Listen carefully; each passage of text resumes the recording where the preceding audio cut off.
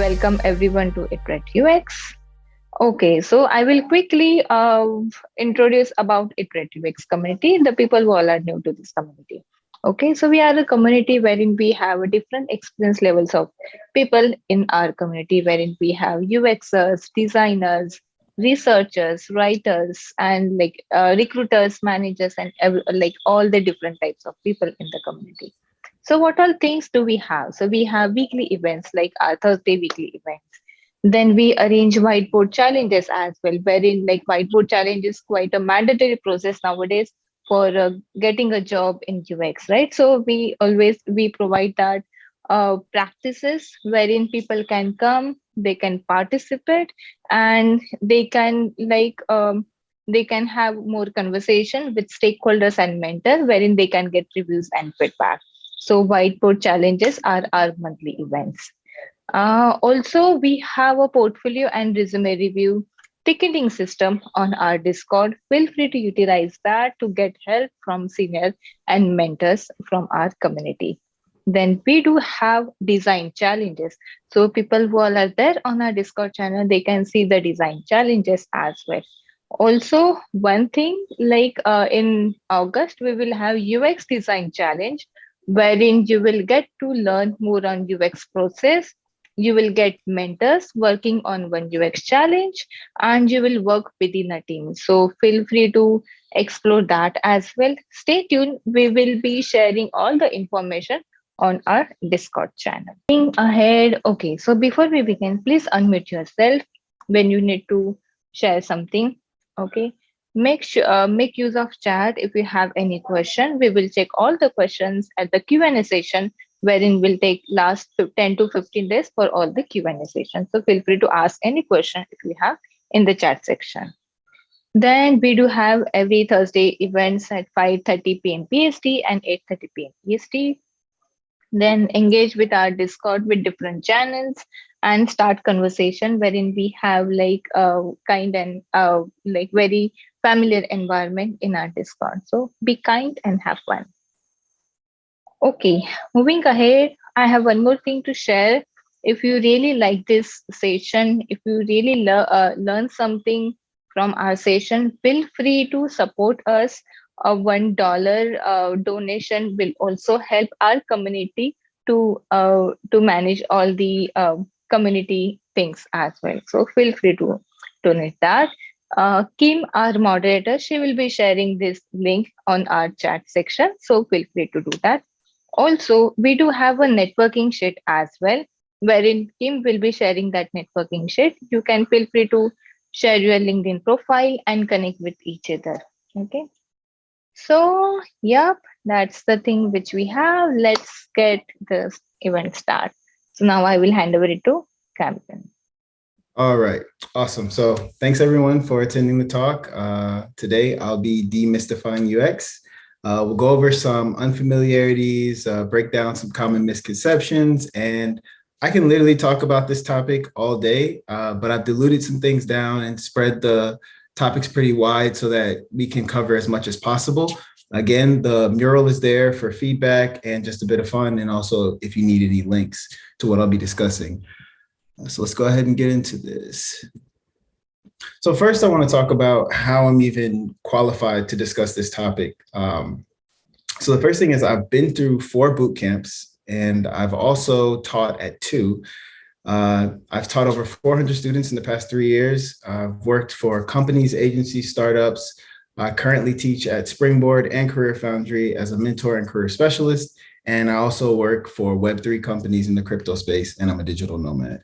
So I've seen a lot. I've seen a lot of success, and I've also seen a lot of failure. So I just want to talk about those patterns that I've encountered.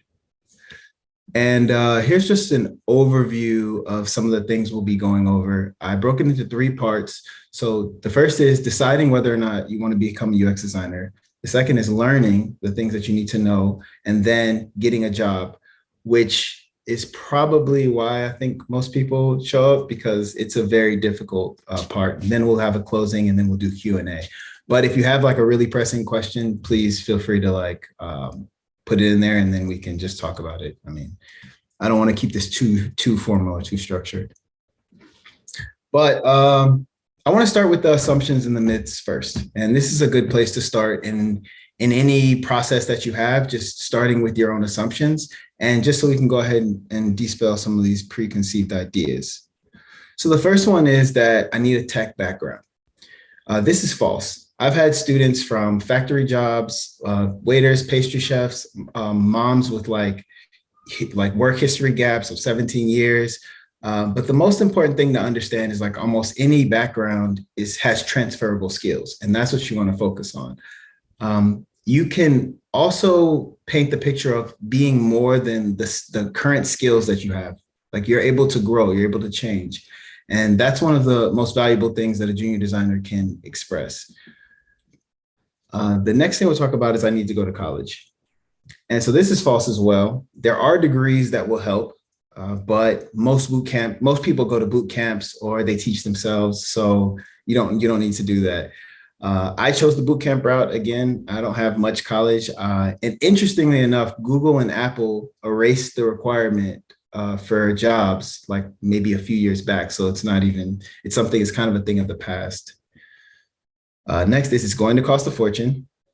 So as we'll go over later, you can pay anywhere from nothing to upwards of like 70K for your own education in UX. It's totally up to you how you decide what software you want to learn or what courses you attend. It's completely up to you. And the next thing is I need to learn to code. Personally, I hate coding. I do not like it. I can do it, but I don't take jobs that require coding. And especially like due to the advancements in like web builders, like Webflow or WordPress, it's really not necessary. And it's also a thing of the past as well, but it is helpful. I'll say it will give you like a bit more in the job hunt, but it's not a deal breaker. So you can go on without it. And again, I don't take jobs with that code and I get along just fine. So I'm not an artist. So you don't need to become a UX designer. Design is not about art.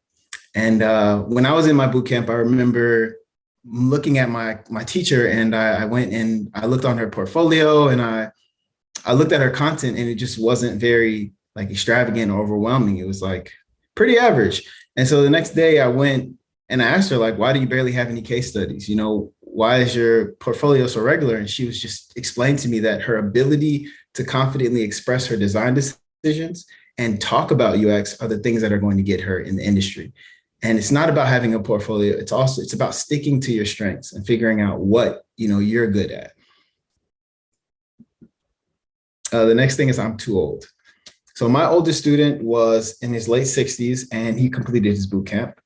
I had another student who just recently got a job and he was in his upper 50s and his work ethic was insane. So it's like he outworked people, even though he was like, there's an age gap and people think that makes a difference, but sometimes it could be to your benefit.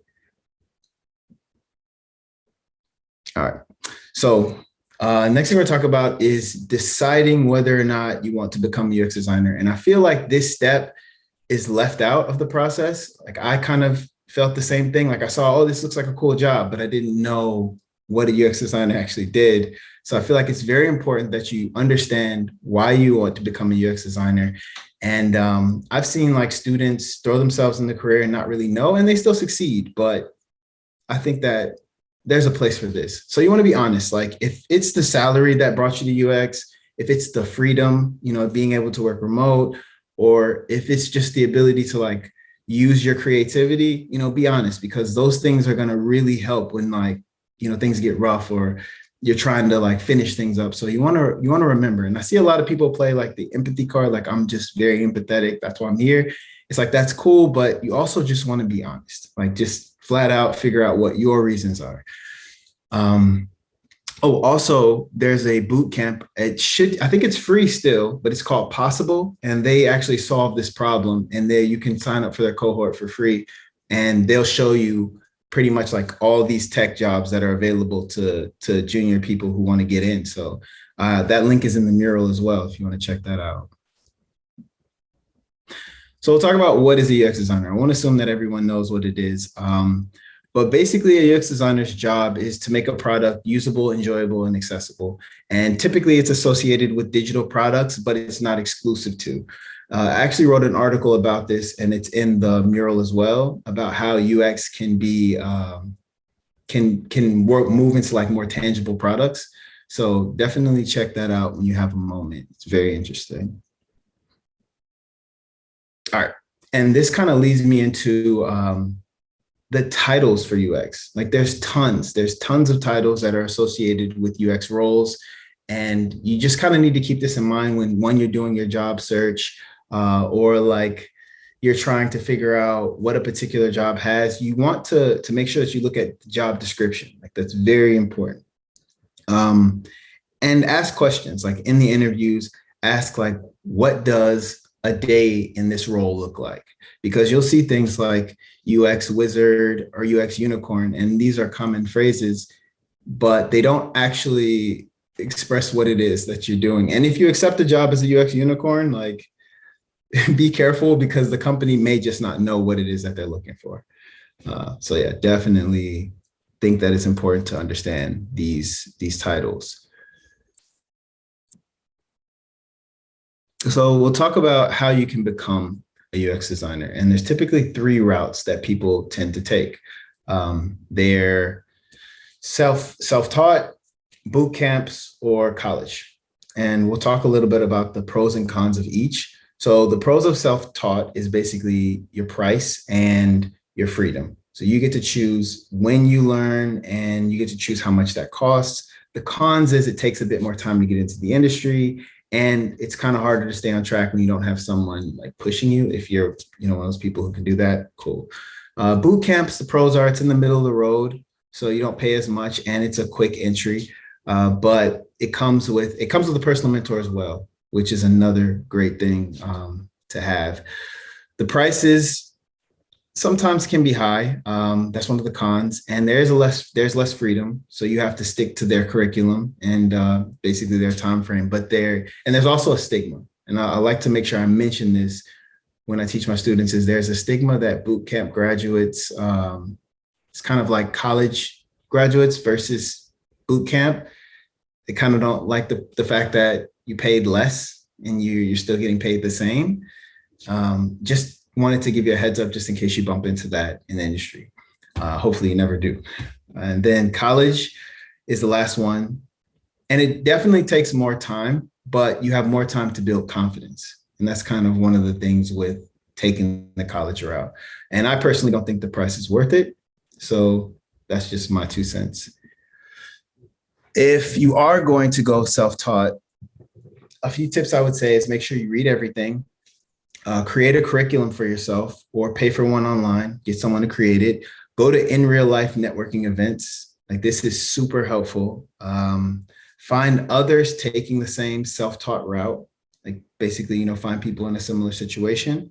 And then make sure you keep realistic expectations. Like because you're doing it by yourself, it may take a bit longer for you to get into the industry. And the biggest thing that you can do is find a mentor. Like having someone in a similar, someone is where you want to be, it will really make a world of a difference. Like I've seen it cut like a year off of just like basically the average time is like 2 years, I would say, for self-taught. And I've seen it just like, if you get the mentor, it's like 1 year is tops. I mean, most of the time it's less than that, but yeah.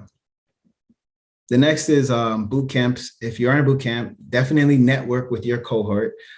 We talked about being in General Assembly. You can also network with people outside of your boot camp. So people from Springboard, people from Career Foundry, they'll still want to network with you as well. And having that similar shared like boot camp experience, definitely go to networking events as much as you possibly can. And also just don't stress about like time requirements so much. We all have different levels and paces that we work and learn at. So try not to stress so much about that. And also avoid perfectionism. Like turn in your assignments. If the requirement is 2 hours, turn it in. Like if you hit like 1:30, see what your mentor has to say. This will help kind of speed things along. And for college students, would recommend getting your money back. No, I'm just playing. But what I would say is don't let the counselors decide what's right for you. Take the time to really look at your situation and see what price point you want to pay, and if this is a good fit for your situation. You can also ask your teacher for alumni contacts. That's definitely very helpful. Just having people who will probably like embrace you into the industry. And yeah, so look into that if you're going to take the college route. Next, we'll talk about learning. And this I would say this is the easiest part in the process of becoming a UX designer.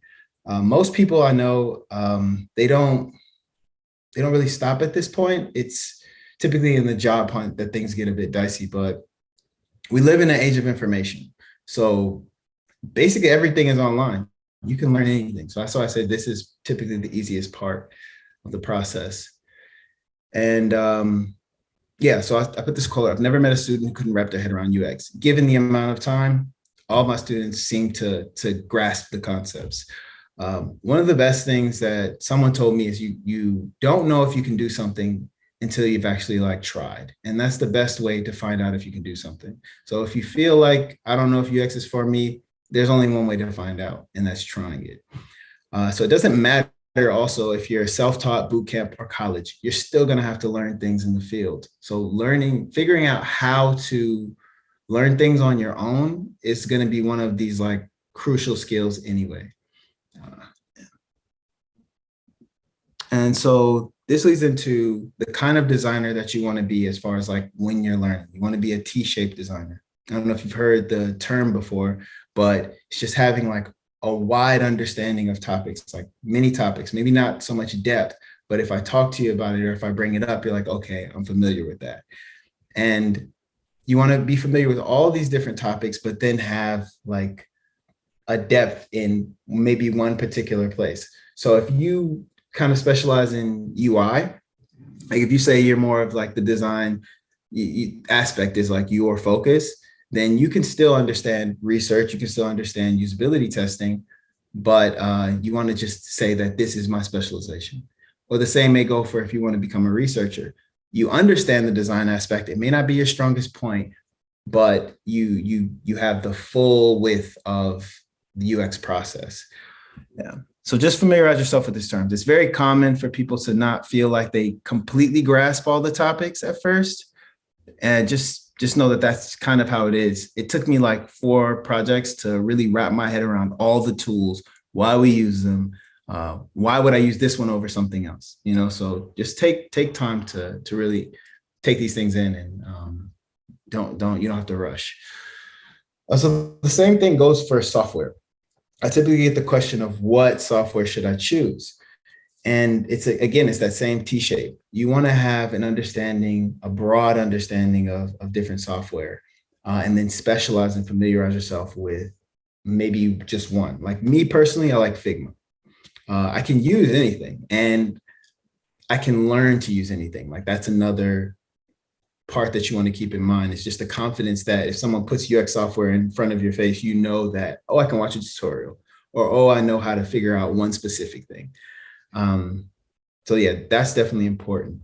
And to improve your skills, what you should be doing is replicating screens like every day. And when I mean that, I mean like taking screenshots of some of your favorite apps. Like I like Spotify a lot, and just replicating that, just using the software, just like, exercising. And this will really help you gain proficiency as well as develop your own style, which is important. Another thing that if you're really struggling with design, and this happens where it's just like, it's not someone's strong suit. It wasn't mine. And I usually recommend watching those 2 to 3 hour tutorials on YouTube for that particular software. And every student I've ever had who's watched one of those, like start to finish, comes back like leveled up.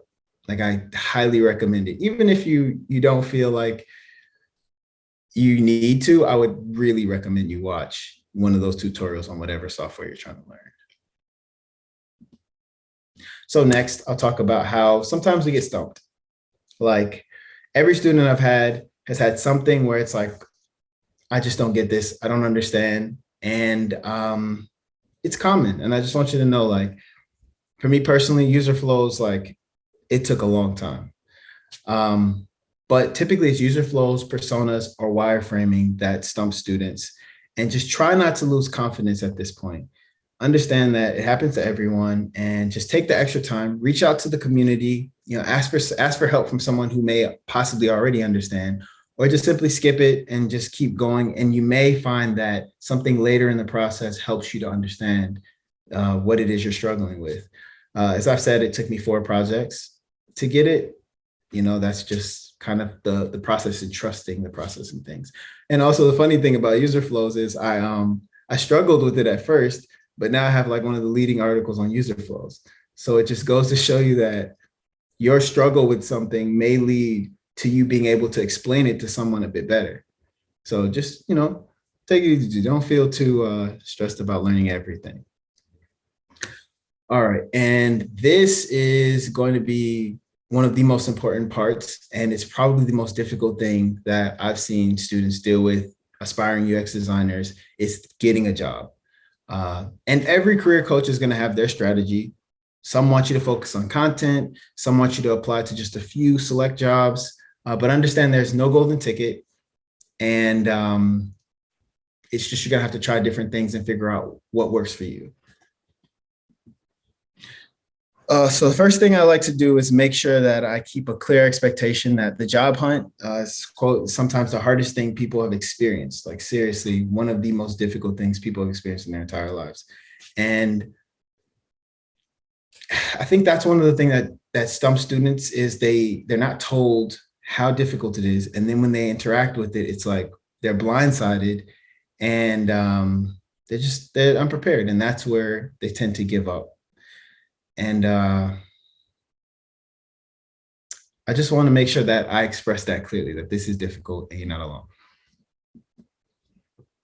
So the options for working are typically working for a company where you'll work on one particular product, an agency where you'll work on several products, several clients, you'll have a variety, and startups, you also have freelance and Web3. So with startups, it's faster paced and there's more individual focus. So you may have multiple roles. Things are a bit tighter in startups. And as far as freelance, you're just fully responsible for everything. You find your clients, you pay, you charge what you want. It's total responsibility and also total freedom. But then Web3 is the same as like agency or company work. You're just basically getting paid in crypto. Another thing to mention is that junior designers, there's an argument of whether junior designers should start in agencies or companies. And I think someone made a good argument that agencies are better because you get to choose, from many topics. You get to kind of feel things out at first. And you can figure out where you want to be in the industry. Maybe you want to work in healthcare. Maybe you want to work in the automotive. It's like you just get a variety of things. All right. And the most important thing I would say, so my strategy as a career coach, if you don't do anything else, if you don't have a resume, if you don't have a portfolio, if you don't do anything else, just this one thing I highly recommend every student does, and that's network. That is like the most important thing. I cannot stress it enough. All of my early job offers were from networking. I would go to 2 events a day. When I could, I would go to volunteer. I would set quotas for meeting people. Like I need to meet 10 people at each event. I would have meetup buddies, people who we would come together in networking groups. It was totally uncomfortable, but it was worth it. And that's something I really stress to all of my students.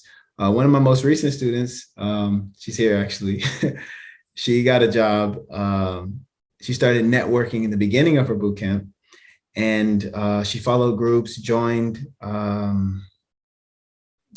groups, followed companies, and met a person who I guess referred her to a paid internship, and she got it. And now she's in her boot camp being paid while she learns. And so I'm really thankful, glad, proud of her for that. It's rare that students do get jobs during their boot camp, but it's very possible. So go to those in real life events, use LinkedIn. Any opportunity you can to let people know that you're a UX designer is valuable. Like, please understand that. All right, so now we're getting to some very useful things like how to actually apply for a job. And I typically follow this method. So the first thing I do is I connect with 10 people from the company. I don't ask them for a job. I just connect with them genuinely, ask their experience, maybe compliment them. Their portfolio's nice.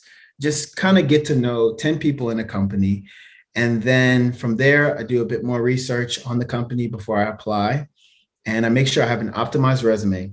So what this means is you're taking words from the job description and you're putting it in your resume to make sure that you have a higher compatibility with the ATS system. And then from there, make sure that you, if you can, apply on company sites. Like watch out for those flash apply things. Like, you know, they get bombarded with so many applications. It's very rare that somebody will reach out. And then, yeah, a bit of research goes a long way. So make sure you do a little bit of research. And then the third thing I do is track it. Like make sure you use a tracking sheet to all the companies you've applied for, your points of contact, when to follow up. Like it doesn't exist if you don't track it. You're just kind of throwing things out there and nothing is really going to like stick, or you're just going to kind of tire yourself out because you're not going to be able to see how far you've actually come. So it's the same thing as if you want to get better at like push-ups or something. You need to know how much you can do now, how much you want to do, and to see your progress. So you have to do the same thing in the job hunt, track your progress. I provided a link to the tracking sheet that I recommend. It's in the mural. So if you want to make a copy of that and use that for yourself, I highly recommend it. All right. So the thing that separates like students that get jobs and students that don't typically is the mindset and the behaviors that they exhibit during the job hunt. The first thing is I can learn anything with the internet. This is huge because the truth is nobody's really going to hold your hand during the process. Typically, even in boot camps, you're kind of just thrown out there and you just have to survive. But once you learn this, you'll be so much better for it. Just realizing like you can learn anything. You want to be relentless. You want to almost be like stubborn, like persistent. And the job out there is for you. Like it's there. It exists. You just have to go out there and get it. And the next thing you want to do is be bold, and bold in a sense that you need to put yourself out there. You need to let people know what you're doing and then get feedback, whether that be negative feedback or that be positive feedback. It's just you need to get that feedback so you can change quick and fix things that you need to fix.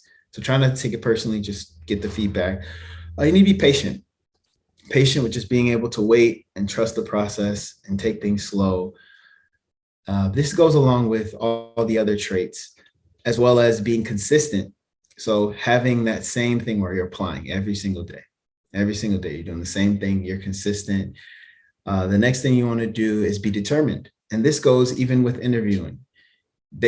Interviewers can hear your enthusiasm. They can hear how much you want the job. They can hear how passionate you are about UX when they ask you, oh, are there any projects you wish to talk about? If you say no, you're probably not working on anything. I mean, you have a passion project. Yeah, I'm working on this. It's like, show your enthusiasm, show you're determined. And then the next thing you want to do is you want to have a constant learning attitude. So this is very important because it doesn't matter how much you know, you can know more. No one knows it all. And one of the most valuable things as a junior designer that you can express is your trainability, or your ability to be more than the sum of your current skills. So I just recommend trying to express that in interviews as well. And then creativity is highly important as well. Be creative, be innovative, have fun. And this brings me kind of to one of the students. It wasn't my student, but it was the student of a career specialist I knew. The student created a case study based off of what recruiters want, what recruiters and hiring managers wanted. And then when they got the interview, they presented this case study, and it was just a testament to how accurate their research was. And they got the job. So it's like doing things in an unconventional way and trying to figure out what works will really help in the job hunt. All right. So I want to talk about kind of one of the things, like my story for becoming a UX designer. So I just want to share a little bit about it. And so when I finished the boot camp, the first one, I went to Thinkful first, and then I did GA. So when I finished the boot camp, I already had 4 offers on the table, but none of them were remote. So I knew I wanted to work remote. So I went ahead and I moved to Southeast Asia with no job, and I was just determined to get one. So no job for about 3 months, money starts to get tight. And I just kind of realized like I had to lock in and buckle down. And so we were in Thailand, and I sat in this room and I locked in, and I was like, I'm not going to leave this room until I apply to X amount of jobs. I'm going to make sure that I kind of take the time to give the job hunt all of my effort. So I closed the windows, I turned off the lights, I had no notifications on. Lost my mind a bit, to be honest with you. Even kind of like imagined that someone else was out there working harder than me, and I just didn't get the job because I wasn't there as fast. So I created this reason to be determined. And so I threw myself in the job hunt, I burned myself out, and then I attacked at a different angle. So from that point, I started to incorporate lunch, making sure I'm taking care of myself. So please do that as well. And then I did this study almost where I applied to 100 jobs in 14 days, and I post the results. So here is that post. It went viral. I got like a lot of views, a lot of attention from it. I got tons of job offers. And it's just like, this is kind of what I was saying, is just building that momentum and getting into the job hunt and failing and then succeeding, and just taking the time and showing the process of what it's like to get a job as a UX designer. Let me also stop. Do we have any like pressing questions or anything?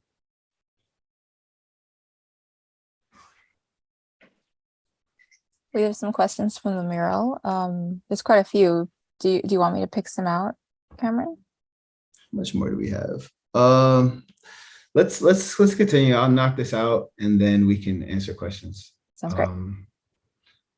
So basically the job hunt, you start, you get a few rejections, you revise your content, you get more rejections, you revise your content more, interviews, but then you're still getting rejections, and then you improve your interview skills, and then you probably get more rejections, but then this is when the disappointment sets in. I literally see this pattern with so many students. It's like when they finally start to get interviews and they're getting rejections, it's like so disappointing. But once they're in that point of where your content is being taken seriously enough for someone to call you, the job is right around the corner. And that's what happens, is that disappointment. Then I tell them, like, just keep going, and the offer comes. I swear, it's like clockwork. Literally, once the disappointment sets in, it's like a week later, the job comes in. It's interesting. But a good thing to remember is you want to treat the job hunt just like a job, 40 hours a week. Try and do one application a day. One personalized application is good. When I say personalized, you want your resume optimized with those keywords. You want cover letters if necessary, and you want to reach out to several people in the company just to get the experience. Here is a site called Best Folios. It is I recommend it for designer resumes. They have a bunch of different layouts, and you want to make sure that you can pass the ATS, so the applicant tracking system. Make sure that your resume can be highlighted. It's very important. I had 4 versions of my resume when I was in the job hunt with different titles, because there were so many different titles in UX, and I would test to see which one would get the best responses. You can do that if you want. This is just what I did.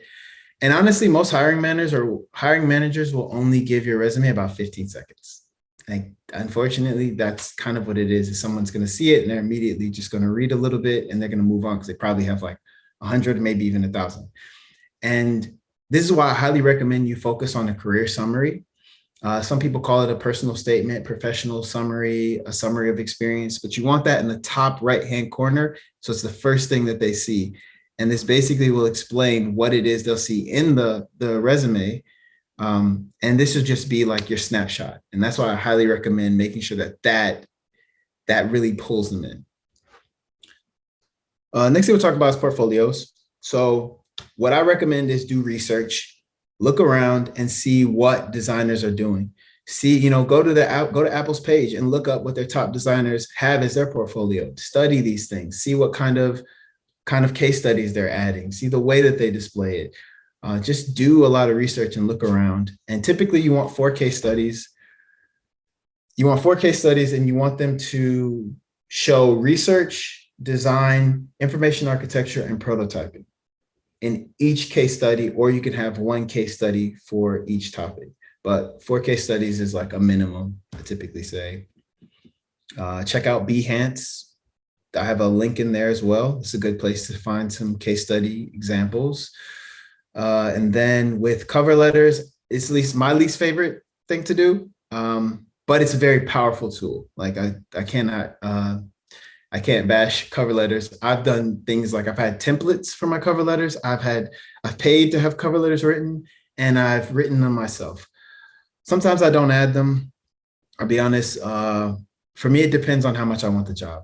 Like if it's just something I'm kind of applying to haphazardly, I may or may not add a cover letter or maybe a template.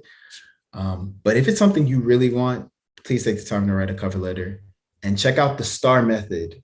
This is a really good thing for like a layout for writing cover letters. Let's see. So I have like 2 more slides and I'll go through them really fast. Building momentum is something you want to do. And this is the cycle I follow. Maybe one day I'll apply, one day I'll network, one day I'll improve my skills, one day I'll work on my content. So just keeping this cycle to make sure I don't get bored and burnt out, and applying to jobs, making sure you're looking for suitable jobs, ones that haven't been around for over like 30 days, optimize that content, resume, add people from the company, never ask for jobs directly. I think I said it once, but just don't do that. Please don't ask for jobs directly. Inquire about their experience with the company, engage with the community, and networking. Like I might spend a whole day sending messages to people on LinkedIn, liking things, commenting, being active with the community. Like this really goes a long way. Also, you want to improve your skills. So maybe take like a supplementary course or something free just to buffer things a bit. Then also work on your content. So making sure your branding is there, making sure you have all your portfolio, your profiles up to date, your resume is good, and adding case studies. Even if you have 4, just keep adding. Last, create that setting, create that space where you can work and you can really focus, get things done, have a plan, and find what works best for you. Me, it was like having a cover over my head in a dark room, typing like a maniac, but figure out what works for you.